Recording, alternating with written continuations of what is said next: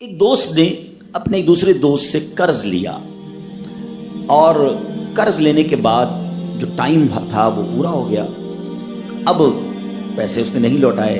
بڑی کوشش کی اس نے کہ بھائی میری رقم واپس دے دیں, اس نے نہیں دیا.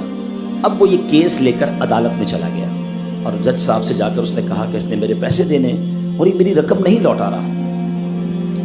جج صاحب نے کہا کہ تمہارے پاس 30 دن ہیں, ود ان 30 days تم نے اس کے پیسے واپس لوٹانے ہیں ورنہ پھر تمہارے خلاف فیصلہ ہو جائے گا. تو وہ شخص گھر گیا. اب اس نے کیا کیا, اس نے صبح سے لے کر شام تک درود پاک پڑھنا شروع کر دیے. 1 دن 2 دن 3 دن 27 دن ہو گئے. وہ درود پڑھتا رہا اور انتظار کرتا رہا. پیسے تو تھے نہیں, 30ویں دن عدالت میں پیش ہونا تھا. 27 دن گزر گئے, 28ویں رات آ گئی. خواب میں اس کو کسی نے آواز دی کہ گھبراؤ نہیں, تمہارا قرض ادا ہو جائے گا. اگلے دن پھر درود پاک پڑھتا رہا. اب نبی پاک کی خواب میں زیارت ہوئی. آقا علیہ الصلوۃ والسلام تشریف لائے, فرمائے گھبراؤ نہیں, تمہارا قرض ادا ہو جائے گا. تم علی بن عیسیٰ وزیر کے پاس جاؤ اور اس سے کہو وہ تمہارا قرض ادا کر دے گا. اب جب صبح اٹھا تو بہت خوش کہ نبی پاک کی زیارت مجھے ہو گئی. لیکن پھر خیال آیا کہ میں اگر وزیر صاحب کے پاس گیا اور انہوں نے مجھ سے کوئی ایویڈنس مانگ لیا, کوئی پروف مانگا, کہ میں کیسے مان لوں تمہیں نبی پاک نے بھیجا ہے, تو اس بات پر تو میرے پاس کوئی دلیل نہیں ہے. اب 30ویں رات آ گئی, آخری رات ہے, صبح عدالت میں جانا ہے. درود پاک پڑھتے پڑھتے سو گیا. سرور کائنات علیہ الصلوۃ والسلام نے خواب میں پھر کرم فرمایا. فرمایا علی بن عیسیٰ وزیر کے پاس جاؤ, وہ تمہارا قرض ادا کر دے گا. کہ حضور میں چلا تو جاتا, مگر اگر وہ مجھ سے یہ کوئی پروف مانگتا, کوئی ایویڈنس مانگتا تو میں کیا جواب دیتا.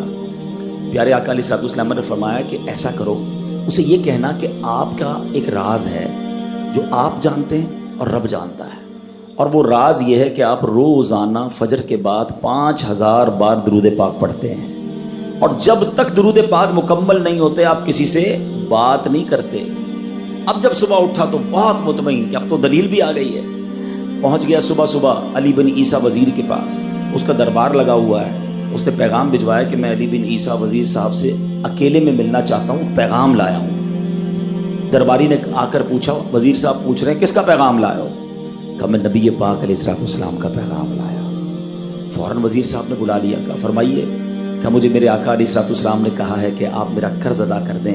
میں 3000 دینار کا مقروض ہوں. Today is the last day in the court. آج مجھے کورٹ میں پیش ہونا ہے. اگر آج میں نے اپنا قرض ادا نہ کیا تو مجھے جو ہے وہ سزا ہو سکتی ہے. علی بن عیسیٰ کہتا ہے میں بالکل آپ کا قرض تو ادا کر سکتا ہوں, مگر مجھے کیسے پتہ چلے, کوئی دلیل ہے, کوئی پروف ہے کہ آپ کو نبی پاک علیہ الصلوۃ والسلام نے بھیجا ہے؟ کہتا ہے ہاں, خالی ہاتھ نہیں آیا, آقا نے دلیل بھی عطا فرمائی ہے. اچھا بتائیے کیا دلیل ہے؟ کا دلیل یہ ہے کہ آپ کا ایک راز ہے جو صرف آپ جانتے ہیں اور آپ کا رب جانتا ہے. 5000 ٹائمز ڈیلی آپ درود پاک پڑھتے ہیں فجر کے بعد, اور جب تک یہ درود پورے نہیں ہوتے آپ کسی سے بات نہیں کرتے.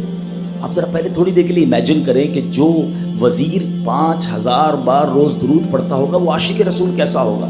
اس کی تو لاٹری نکل آئی نا, وہ تو خوشی سے جھوم اٹھا, کہتا ہے مرحبا یا رسول اللہ, میرے درود پاک قبول ہو گئے, بہت خوش. اب ابھی بیٹھے ہیں آپ, کمرے میں گیا, واپس آیا اور 3000 نہیں 9000 دینار لے کر آیا.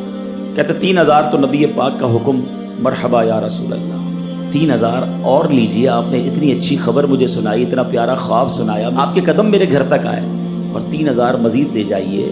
اس سے اپنے بچوں کے لیے کوئی کاروبار شروع کیجئے, اور ایک وعدہ بھی کیجئے, زندگی میں آئندہ جب بھی آپ کو کوئی ضرورت پڑے گی نا آپ میرے پاس آئیں گے, میں آپ کا بھائی ہوں. اب یہ دیوانہ بڑا خوش ہو کر عدالت پہنچا. اچھا everybody expecting over there, سب یہ سوچ رہے تھے کہ یہ اس نے آج گرفتار ہی ہونا ہے, کیونکہ تھا ہی کچھ نہیں اس کے پاس, پہلے ہی کہہ دیا تھا کہ میں کولیپس ہو گیا ہوں. اب عدالت میں جاتے ہی اس نے 3000 دینار جج صاحب کو دے دی کہ صاحب اس کا میرا قرضہ ادا کر دیں, میں جو ہے وہ اپنے قرضے سے بری ہونا چاہتا ہوں. جج صاحب ہوتے ہیں, انہوں نے کہا قرضہ تو ادا کر دیں گے, پہلے بتاؤ پیسے لائے کدھر سے ہو؟ تم تو کہتے تھے پیسے نہیں تھے تمہارے پاس, اتنی بڑی رقم کیسے انتظام کی؟